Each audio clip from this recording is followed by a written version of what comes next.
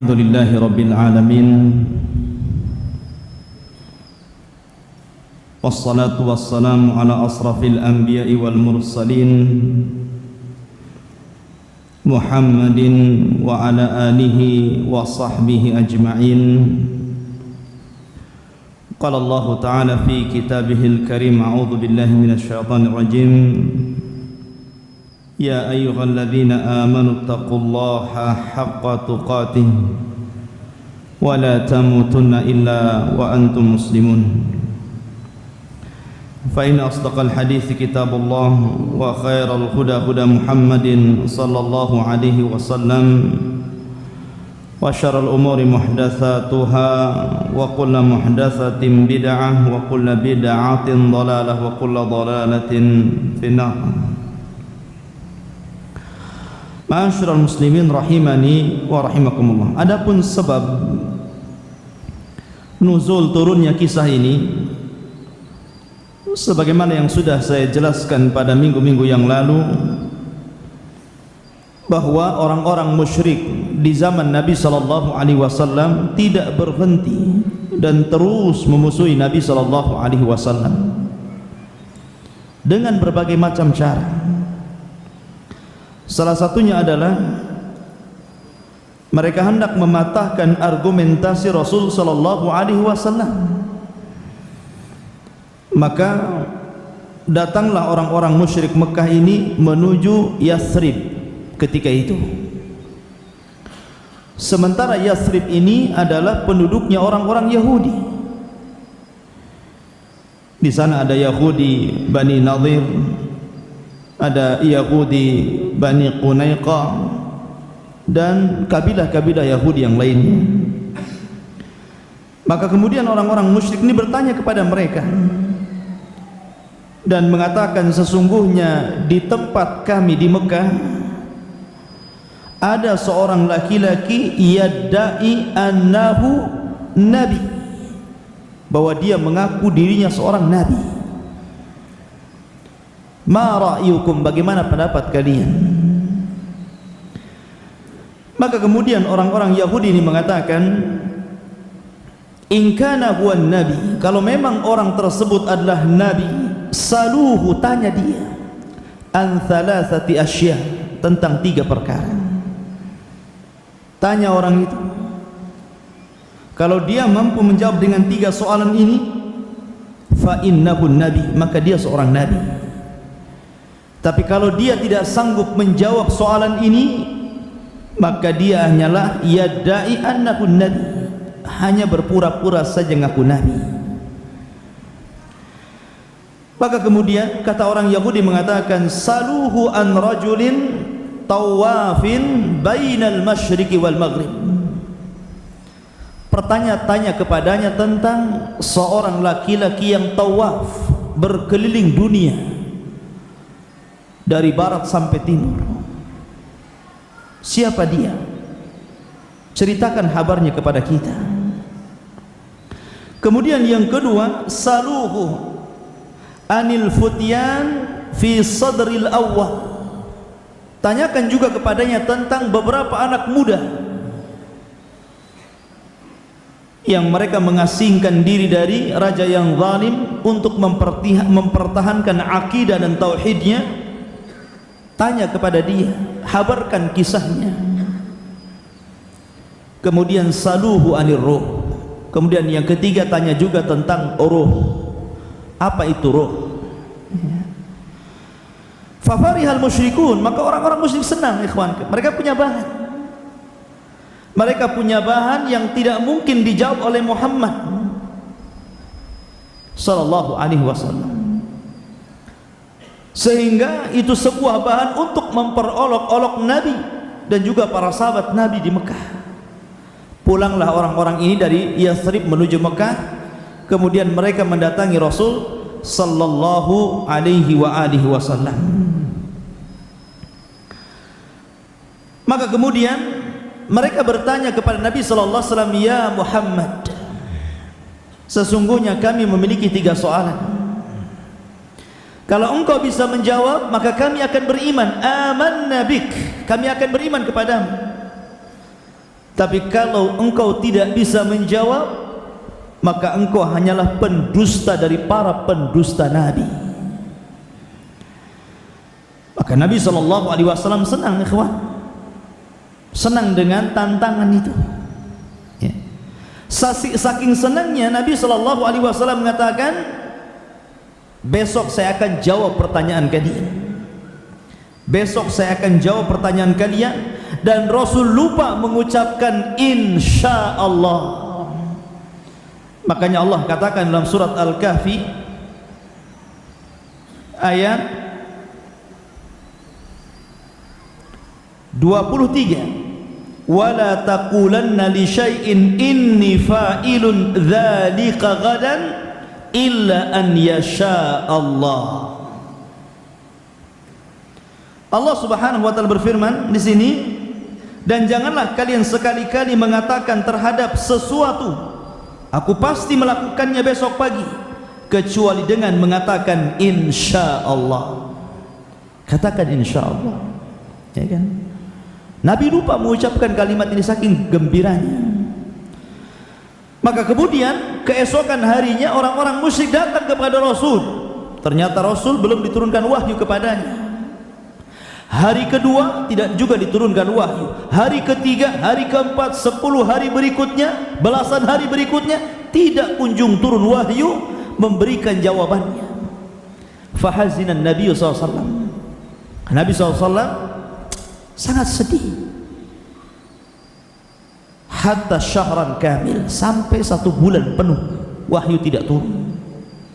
Sementara orang-orang musyrik semakin mengolok-olok Rasul, dan para sahabat Rasul hampir datang keraguan kepada Rasul.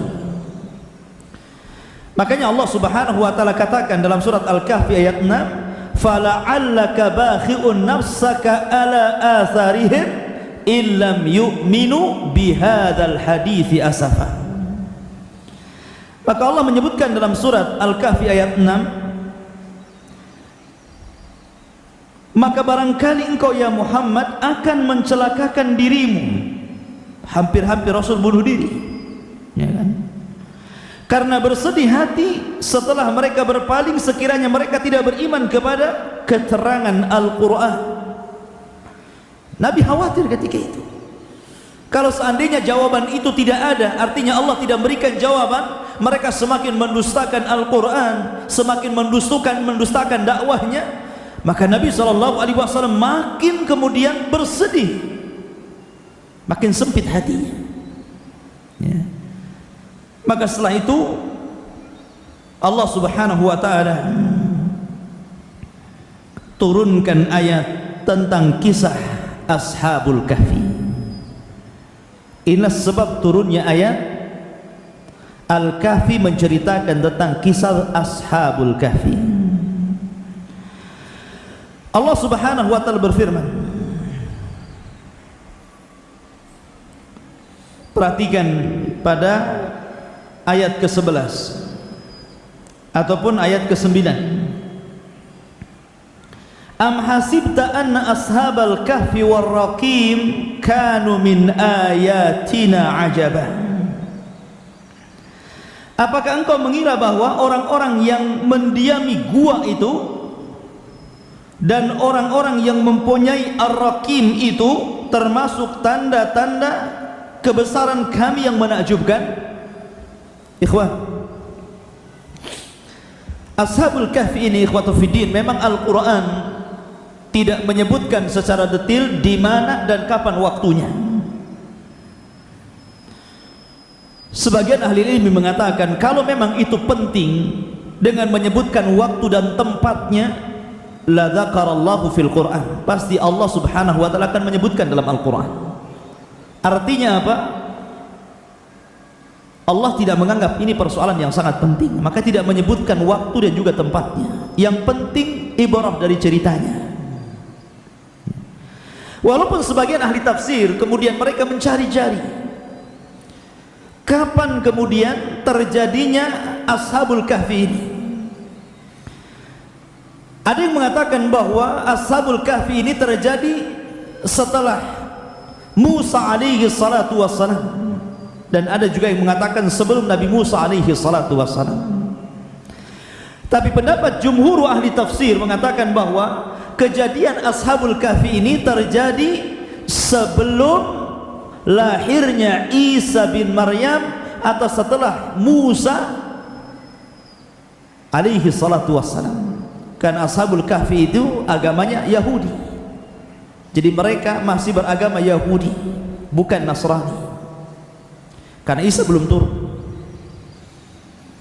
Jadi mereka masih beragama Yahudi karena mereka hidup setelah Nabi Musa alaihi salatu wassalam. Dari mana kita tahu bahwa kisah ini terjadi di zaman Yahudi, bukan periode Nasrani? Dari kisah asbab nuzul di awal yang saya ceritakan tadi, di mana orang-orang musyrik Mekah bertanya kepada orang-orang Yahudi Madinah. Kalau seandainya kisah ini terjadi setelah Isa bin Maryam, tentu orang-orang Yahudi tidak akan memiliki maklumat, pengetahuan tentang Ashabul Kahfi.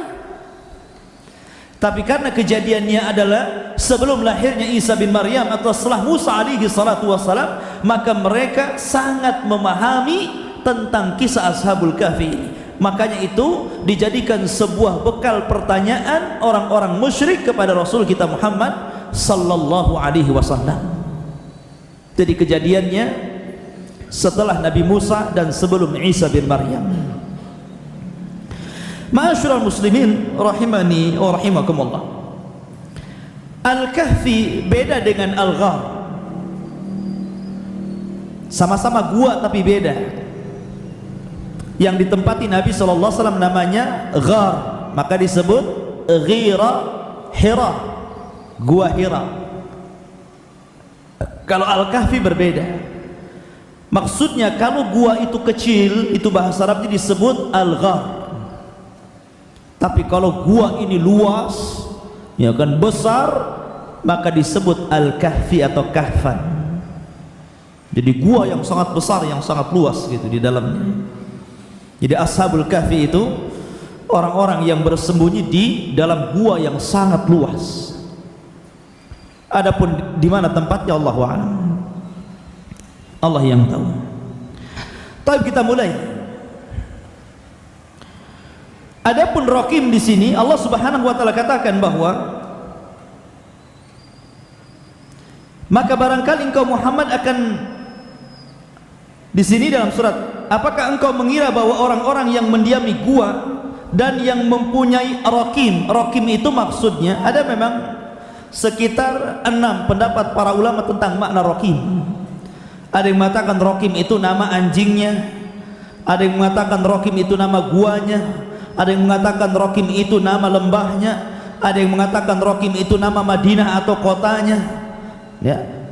Dan yang rajih wallahu a'lam bahwa Rakim itu adalah sebuah papan yang terbuat dari emas, yang isi papan itu bertuliskan nama-nama Ashabul Kahfi. Rakim terpampang di pintu gua, papan dari emas tertulis nama-nama mereka. Papan ini Allah Subhanahu wa taala kirimkan untuk bukti tanda-tanda kebesaran Ashabul Kahfi. Karena ketika itu ikhwatu fiddin, di zaman Ashabul Kahfi ada 2 periode kerajaan. Pertama sebelum Al-Kahfi atau Ashabul Kahfi ditidurkan di gua, dan setelah ditidurkan. Periode pertama sebelum orang-orang Ashabul Kahfi ini ditidurkan, maka mereka hidup di zaman yang penduduknya adalah musyrikun. Dan kesyirikan yang dilakukan penduduknya itu karena kecaman raja mereka yang musyrik. Ada yang mengatakan bahwa di zaman itu adalah zaman Romawi kuno, di zaman kerajaan Romawi. Dan ketika itu ikhwatu fiddin yang dimuliakan Allah Azza wa Jalla, di zaman itu banyak yang menyembah patung dan juga matahari, sehingga kemudian rajanya memaksa rakyatnya untuk menyembah berhala yang dikehendaki oleh penguasanya. Kalau tidak, mereka akan dipenjara dan dibunuh. Diktator rajanya itu. Akhirnya ikhwatu fillah yang dimuliakan Allah, suatu ketika rajanya mengadakan sebuah ihtifal, sebuah id, perayaan yang sangat besar. Jadi suatu ketika mereka membuat perayaan yang sangat besar, id, dan mengundang seluruh rakyat yang ada di situ supaya hadir dalam ihtifal tersebut. Ya. Maka datanglah manusia dari segala macam pelosok. Kalau di Indonesia ini mungkin di Jakarta gitu kan. Jadi dari Batam datang, dari Kalimantan, semua datang mewakili daerah masing-masing. Termasuk dalam kelompok yang datang itu adalah anak-anak muda, putra-putra pejabat-pejabat negara. Ya mungkin kalau sekarang ini mungkin anak gubernur gitu kan, anak menteri. Nah, jadi ada pemuda-pemuda yang jumlahnya disebutkan dalam Al-Quran 7 anak muda ini, karena kedelapannya seekor anjing yang bersamanya gitu kan. Akhirnya ikhwatu fillah yang dimuliakan Allah Azza wa Jalla, 7 anak muda ini yang semuanya adalah abnaul muluk, semuanya anak-anak pejabat besar negara itu, ketika hadir di ihtifal, di Id, perayaan mereka, mereka mengingkari. Kenapa? Karena dalam pesta itu raja mengadakan kesyirikan yang maha akbar, memaksa untuk menyembah berhala mereka. Sehingga akhirnya kemudian satu anak muda ini menyingkir dari acara itu. Jadi setelah pelaksanaan acara itu, ada satu anak muda menyingkir, kemudian duduk di bawah pohon sambil berpikir, melihat kaumnya yang menyekutukan Allah Subhanahu wa taala dan menyembah matahari. Akhirnya dia duduk di samping, tiba-tiba ada lagi yang duduk di situ. Kemudian ada lagi yang duduk di sampingnya. Datang lagi ada satu, sampai akhirnya 7 anak muda, semuanya abnaul muluk. Yang 7 anak muda ini semua anak-anak pejabat besar. Mereka tidak saling kenal sebelumnya. Mereka tidak saling kenal, akan tetapi Allah Subhanahu wa taala kumpulkan hati mereka karena sama-sama mentauhidkan Allah. Lau anfaqta ma fil ardi jami'an ma allafta baina qulubihim walakinnallaha allafa bainahum. Allah yang telah mengumpulkan mereka karena mereka tegak di atas tauhid. Baru kemudian sesama mereka saling bertanya, tapi itu ketakutan. Jadi kalau dia bertanya kemudian saya umpamanya bertanya kepada anda dan mengingkari apa yang terjadi dengan apa yang dilakukan dalam pesta dari kesyirikan yang begitu luar biasa, tentu kalau dia salah orang bisa dilaporkan ke raja. Sambil ketakutan akhirnya yatasaaluna bainahum, akhirnya saling tanya, baru mereka terbuka bahwa apa yang dilakukan oleh kaumnya ini salah, nggak benar. Ya kan? Akhirnya karena mereka adalah anak-anak pejabat, anak-anak abnaul muluk, raja-raja kecil di daerah, artinya mereka sangat dipandang. Ternyata kabar dari 7 anak muda ini sampai ke telinga raja. Maka dipanggil oleh raja, marah raja karena ada orang yang mengingkari agamanya. Didatangkan, ya. Kemudian ditanya, apa masalah kalian? Maka ikhwatu fillah yang dimuliakan Allah Azza wa Jalla, Allah katakan dalam Al-Quran, nahnu naqussu alaika naba'ahum bilhaq innahum fityatun amanu birabbihim wa zidnahum huda. Allah Subhanahu wa taala firmankan, kami akan ceritakan kepadamu ya Muhammad tentang kisah mereka dengan sebenar-benarnya. Sesungguhnya mereka adalah anak-anak muda yang beriman kepada Tuhan mereka, dan kami tambahkan petunjuk kepada mereka. Dan ketika mereka berhadapan dengan raja, Allah katakan apa?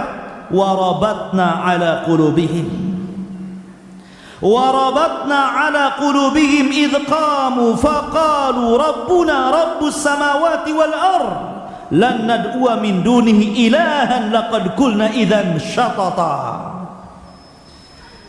Ini jawabannya. 7 anak muda ini berani, ikhwan. Berani karena mempertahankan akidah tentunya. Dan mereka sudah tahu konsekuensinya. Artinya bahwa kalau mereka menentang raja, pasti mereka dibunuh. Tapi karena keimanan yang sudah tertanam dalam hati mereka, mereka siap meninggalkan kekayaan mereka, mereka siap dengan meninggalkan jabatan-jabatan mereka, dan mereka lari kepada Allah meninggalkan dunia. Maka mereka sudah siap untuk qulil haq walau kana murran, katakan yang benar walaupun itu pahit.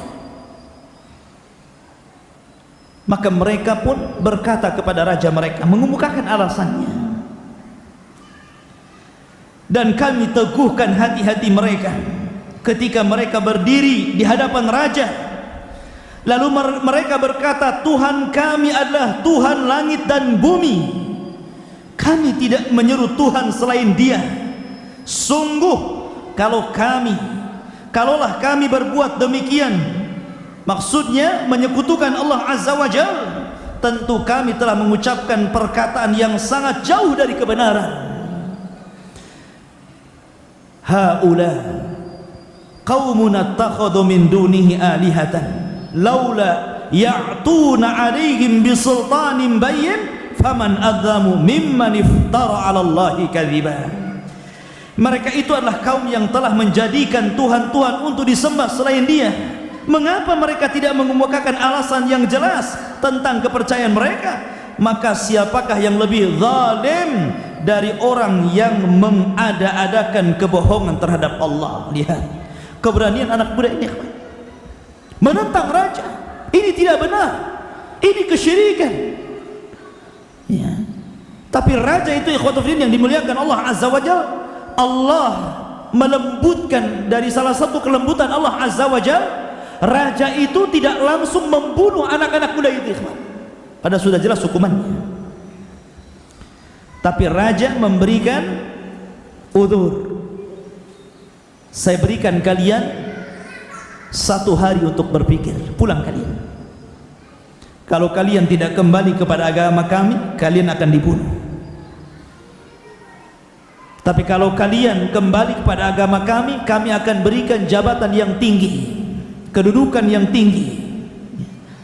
Akhirnya waktu 1 hari itu digunakan untuk kabur. Untuk kabur, ikhwan, ya kan? Akhirnya kemudian mereka sepakat untuk lari. Makanya Allah katakan, wa idza tazaltumuhum wa ma ya'buduna illallah fa'wi ilal kahfi yanshur lakum rabbukum min rahmatihi wa yuhayyi lakum min amrikum mirfaqa. Dan apabila kamu meninggalkan mereka dan apa yang mereka sembah selain Allah, maka carilah tempat berlindung ke dalam gua itu, niscaya Tuhanmu akan melimpahkan sebagian rahmatnya kepadamu dan menyediakan sesuatu yang berguna bagimu dalam urusanmu. Lihat, akhirnya mereka i'tizal, uzlah. Dan ikhwatu fiddin, syariat uzlah ini adalah syariat Rasul kita Muhammad sallallahu alaihi wasallam. Terkadang antum harus uzlah, harus hijrah, seperti orang-orang yang hidup di negeri kafir. Kemudian mereka tidak bisa melaksanakan syariat Islam di situ, maka mereka wajib uzlah, wajib keluar dari negeri itu untuk pindah ke negeri Islam. Atau antum di lingkungan yang penuh intisyarul bid'ah wal munkarat, antum mungkin hidup di daerah yang penuh dengan bid'ah dan kemungkaran, dan antum tidak bisa melaksanakan sunnah di situ. Uzlah, pindah dari situ, cari lingkungan yang bagus.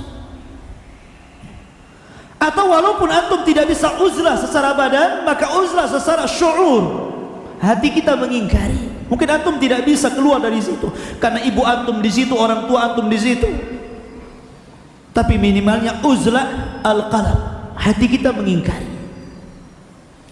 Maka dari sini ikhwatu fiddin, ketika ashabul kahfi lari dari kekayaan mereka, jabatan mereka, negara mereka, daerah mereka, meninggalkan keluarga mereka, ayah dan ibu mereka, kerabat-kerabat mereka, mereka tinggalkan semuanya. Ini menunjukkan pentingnya seseorang firarun minal fitan, lari dari fitnah. Karena Rasul mengatakan as-sa'idu liman junnibal fitan, orang yang bahagia itu orang yang dijauhkan fitnah padanya. Anehnya ikhwan, terkadang orang itu ya ta'arrad lil fitan. Artinya apa? Menawarkan diri mencari fitnah. Bukankah setiap orang itu yang tahu tentang orang itu dirinya sendiri? Kayak antum, yang paling tahu tentang antum ya antum sendiri. Ana nggak tahu apa yang ada atau kelemahan antum, ana tidak tahu. Yang tahu kelemahan antum ya antum sendiri. Terkadang seseorang sudah tahu nih kelemahannya, bahwa dia mudah terfitnah dengan wanita. Justru terkadang dia ta'arrad anil fitnah, justru menawarkan diri untuk jatuh dalam perzinahan dengan seorang wanita. Mestinya kita harus menjauhi fitnah. Iqta kullal wasail ila nisa, mestinya seperti itu. Artinya apa? Putuskan seluruh wasilah-wasilah yang akan mengantarkan Anda kepada perzinahan. Wala taqrabuz zina. Maksudnya jangan dekat-dekat kepada zina itu, dekat saja tidak boleh, apalagi berzina. Dengan cara apa? Menjauhi wasail, wasilah-wasilah yang akan mengantarkan ke sana. Seperti kalau dengan majalah, membaca majalah-majalah yang tidak jelas, atau melihat internet, atau melihat media-media yang mengantarkan ke sana, maka buang, hindari. Atau terkadang orang itu lemah dengan harta sehingga mudah terfitnah dengan harta, atau lemah dengan jabatan sehingga mudah terfitnah dengan jabatan, atau mungkin seorang thalabul ilmi mudah terfitnah dengan syubhat sehingga dia belajar ahlul kalam, berdebat dan lain sebagainya.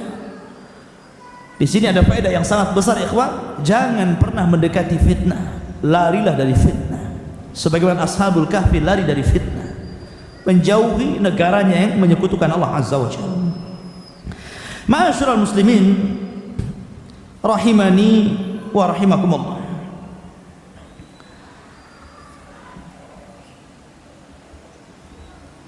Kemudian ketika mereka sudah lari dan mereka berhasil menemukan satu gua dan mereka beristirahat di situ karena kelelahannya, sudah lari dikejar-kejar gitu kan, karena raja memerintahkan untuk membunuhnya. Siapapun yang mendapati 7 pemuda itu bunuh atau tangkap, bawakan ke hadapan saya. Sehingga mereka lari kecapean ketika mendapatkan sebuah gua. Baru saja mereka duduk, tiba-tiba Allah Subhanahu wa ta'ala cabut ruhnya. Allah tidurkan, karena tidur itu akhuhul maut, saudaranya mati. Makanya ketika Nabi SAW ditanya tentang apakah penduduk surga tidur, maka Rasul mengatakan tidak, penduduk surga tidak tidur, karena tidur itu saudaranya mati. Jadi ketika Ashabul Kahfi baru sampai di gua, maka mereka ditidurkan. Berapa lama? 309 hari, 309 tahun, afan, 309 tahun. Sama dengan kisahnya siapa? Uzair, ya kan? Ditidurkan dengan waktu yang lama. Kalau Uzair berapa? 100 tahun. Ini lebih lama lagi, 309 tahun. Dan anehnya ikhwatu fillah yang dimuliakan Allah Azza wa Jalla, ini kehendak Allah. Allah berkehendak seperti itu, sehingga karena Allah Subhanahu wa ta'ala berkehendak akan seperti itu, maka kun fayakun, Allah memberikan penjagaan kepada mereka.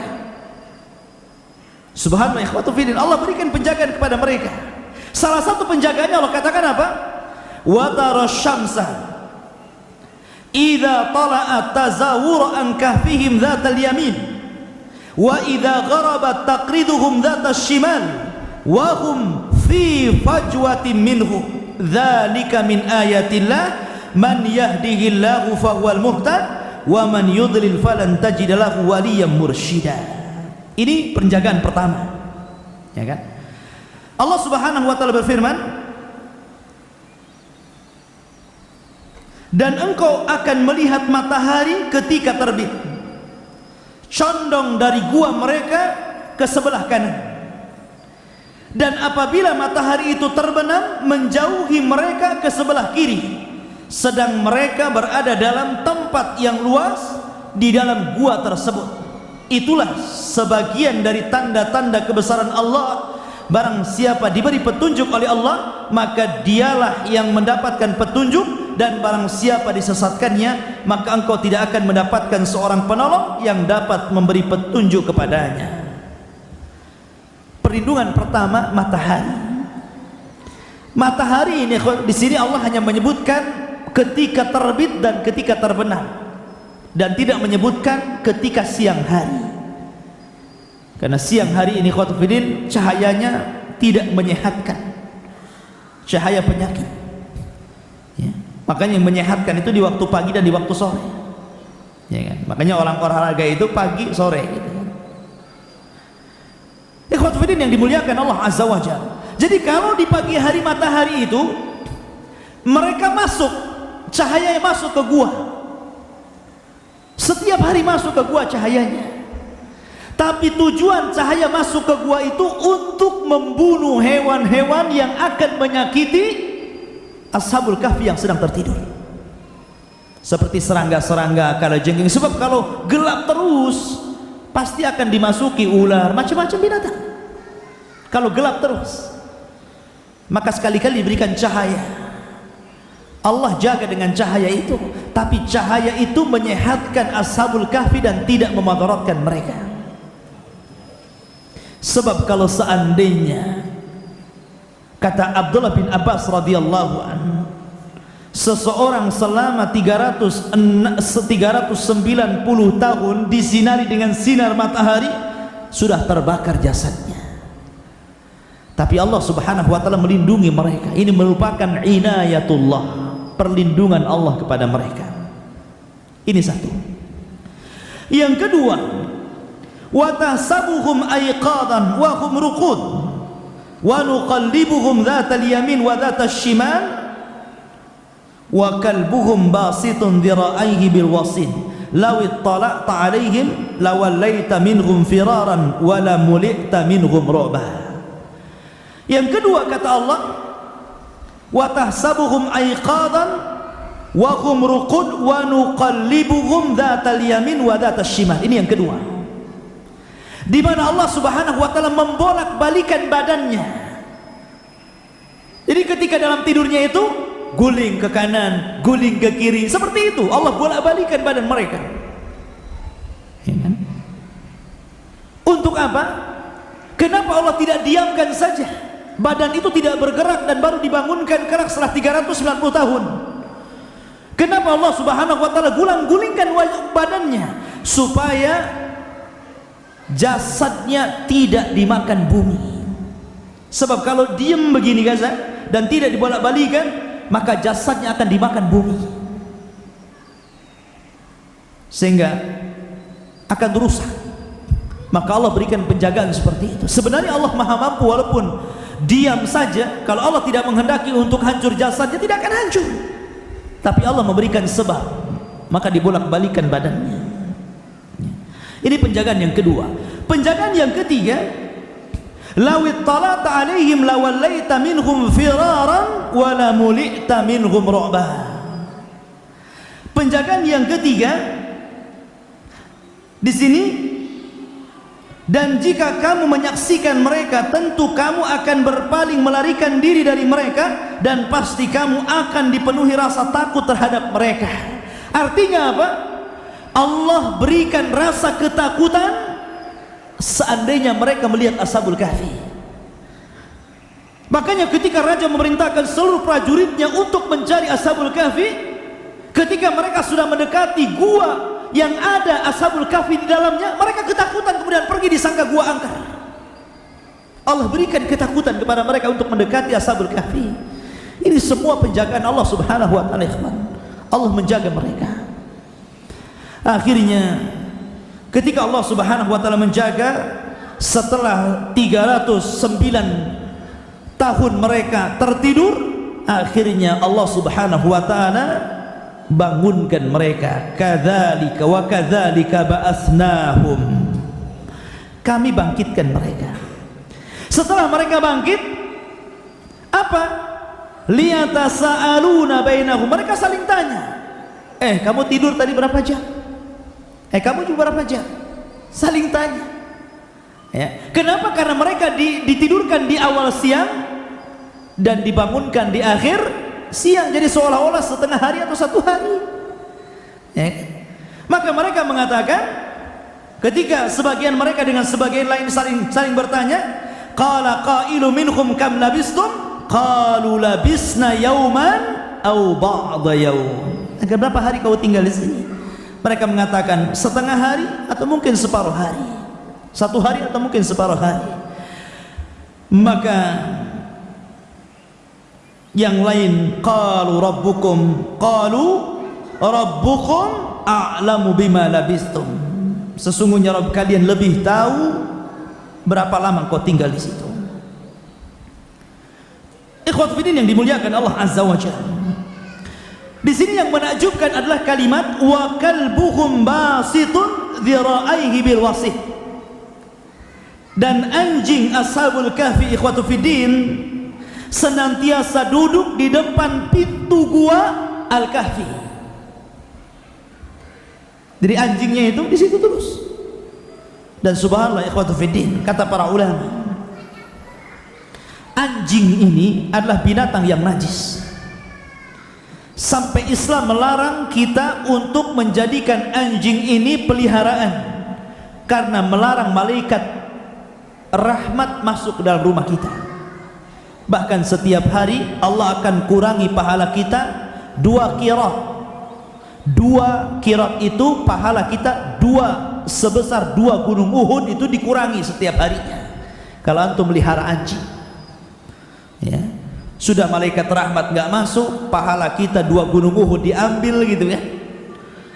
Ya, kecuali tentu anjing-anjing yang Allah kecualikan seperti anjing berburu gitu. Tapi menunjukkan bahwa anjing itu binatang yang sangat jelek, yang sangat buruk. Makanya ketika Allah memberikan permisalan kepada Bal'am bin Ba'ura, Allah subhanahu wa ta'ala mempermisalkan dengan anjing. Tapi lihat bagaimana Allah subhanahu wa ta'ala memuliakan anjingnya ashabul kahfi. Setiap Jumat antum menyebut-nyebutnya, antum membacanya. Setiap Jumat antum sebut anjingnya ashabul kahfi ini. Wa kalbuhum basitun dira'aihi bil wasit. Setiap Jumat antum baca, kecuali yang nggak pernah baca. Tapi Nabi SAW mensyariatkan kita untuk membaca surat Al-Kahfi. Artinya apa? Setiap kita membaca surat ini, otomatis saudara akan menyebutkan ke anjingnya siapa? Ashabul Kahfi. Artinya Allah berikan kemuliaan kepada anjing. Kenapa? Lisuhbatil akhyar, karena anjing ini berteman dengan orang baik, maka ikut baik.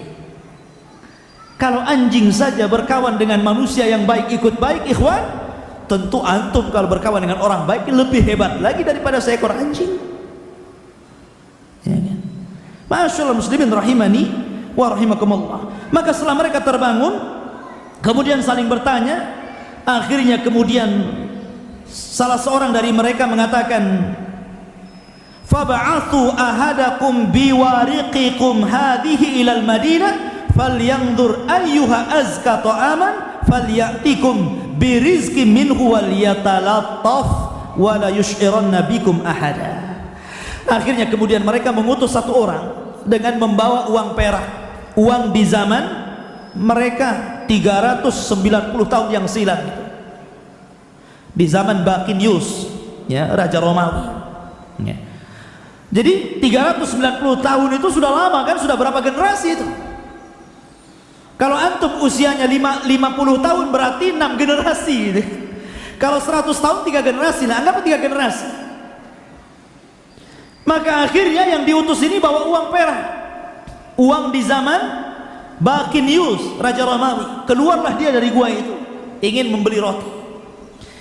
Kemudian sesampainya di pasar, penjual roti ini kaget, ikhwatu fiddin. Kenapa? Karena uang itu adalah uang yang sangat berharga, uang peninggalan 390 tahun yang silam, sehingga penjual roti mengatakan menyangka bahwa orang ini tahu harta karun.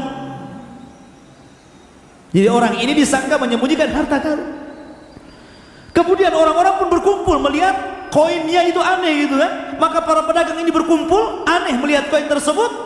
Kemudian anak muda ini dari salah satu ashabul kahfi mengatakan, tidak, aku kemarin baru keluar, baru dikejar-kejar oleh raja, kemudian aku sembunyi.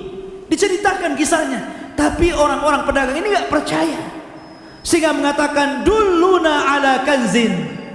Ya, dulluna ala kanzin, maksudnya apa? Tunjukkan kepadaku mana harta karunnya. Dipaksa menunjukkan harta karun. Kalau tidak, saya hadapkan engkau ke raja. Akhirnya karena dia bingung, maka oleh para pedagang ini akhirnya dibawa dan dihadapkan kepada raja yang baru, yang berbeda dengan raja Balkinius. Ya, ini rajanya sudah beriman kepada Allah Azza wa Jalla. Cuman ada kekurangan di zaman itu, bahwa orang-orang yang beriman, yang saleh, masyarakatnya banyak yang mengingkari hari kebangkitan. Jadi hampir di zaman setelah mereka ditidurkan, kaumnya itu mereka memang beriman kepada Allah Azza wa Jalla, mentauhidkan Allah Azza wa Jalla, saleh. Tapi satu kekurangan mereka, mereka tidak beriman kepada hari berbangkit. Itu masalahnya. Akhirnya kemudian sang raja pun melihat bahwa dia tidak dusta, bahwa dia hidup di zaman 390 tahun yang silam, 9 tahun yang silam. Akhirnya mereka kemudian membawa anak muda itu untuk menunjukkan kawan-kawannya, karena raja mulai menghormatinya gitu kan, karena ini sudah luar biasa, sudah seakidah dengan mereka. Maka dibawalah oleh raja dengan pasukannya menuju gua tersebut. Tapi Allah takdirkan seluruh ashabul kahfi, 7 orang ini bersama anjingnya, ketika melihat warga dan juga raja, semuanya meninggal di tempat. Mereka tidak sempat hidup bersama mereka. Setelah bertemu kemudian meninggal. Ya. Artinya Allah Subhanahu wa taala ingin menyadarkan pemerintah ketika itu yang mengingkari hari kebangkitan, bahwa Allah mampu menidurkan selama 309 tahun, kemudian Allah bangunkan kembali.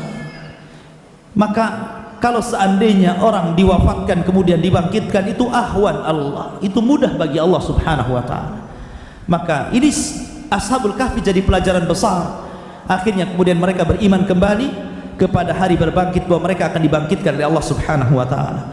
Sebenarnya ashabul kahfi ini panjang ceritanya ikhwan, cuman juga waktunya sangat singkat, jadi saya hanya mencuplik-cuplik saja sebagai pengetahuan antum. Apabila membaca setiap Jumat, antum sedikit banyak sudah tahu ceritanya, sehingga antum punya gambaran setiap membaca surat Al-Kahfi. Subhanakallah bihamdika, asyhadu an la ilaha illa anta, astaghfiruka wa atubu ilaik. Allahu ta'ala alam. Assalamualaikum warahmatullahi wabarakatuh.